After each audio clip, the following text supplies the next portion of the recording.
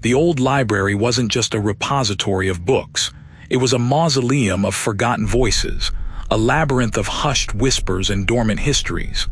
Elara, a meticulous archivist with a penchant for the overlooked, spent her days sifting through dusty boxes, cataloging the mundane. She found solace in the quiet order, the predictable rhythm of preservation, until she found the journals. Bound in faded, scarred leather, they belonged to a woman named Clara, a cartographer from the late 19th century whose name had all but vanished from official records. Clara's early entries were a testament to precise scientific rigor, meticulous measurements, detailed topographical sketches, charting unexplored territories with an almost obsessive accuracy. She was a woman of logic, of empirical data, her prose as sharp and clean as her ink lines on vellum. But then, a subtle, almost imperceptible shift began to ripple through the pages. The objective observations gave way to whispers of anomalies in the landscape, rock formations that defied geological explanation, rivers that bent unnaturally, patches of flora that pulsed with an inexplicable faint light.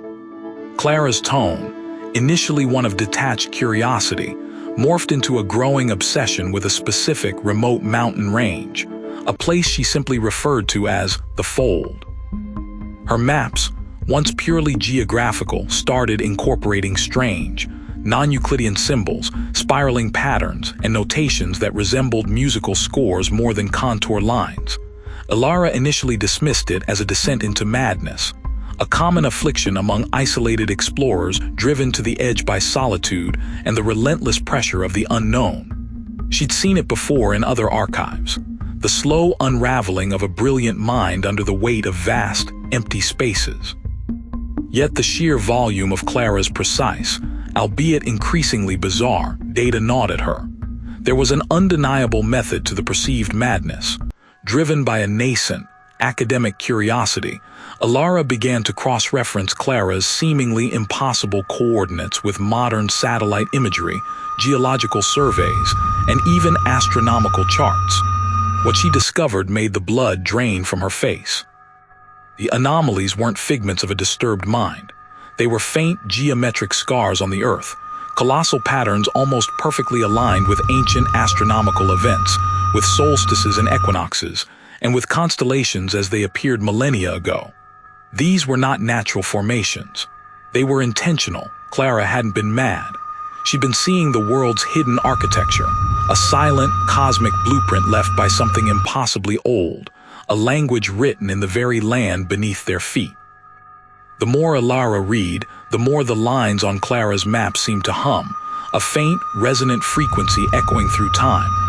Clara's later entries spoke of a tuning fork sensation, of feeling the patterns, of an urge to complete them. This wasn't just discovery, it was interaction. Clara hadn't just seen these patterns, but had somehow, perhaps unwittingly, activated them. She had struck a chord in the Earth's dormant symphony. Now, sitting alone in the hushed archive, the dust motes dancing in the afternoon light, Elara found herself tracing the same lines, not on paper but in her mind. The map of the world had fundamentally shifted. It wasn't just mapped, it was programmed, and Clara had merely been the first to find the code. The faint hum she now perceived wasn't just in her imagination. It was a low thrum emanating from the very walls around her, from the ancient texts, from the floor beneath her feet. The archive was no longer just a collection of dead records. It was alive, a vast, waiting instrument. And Elara, the meticulous archivist, was now holding the conductor's baton, the inheritor of a secret that could either unlock untold wonders or unravel the very fabric of reality. The question was, what note would she play?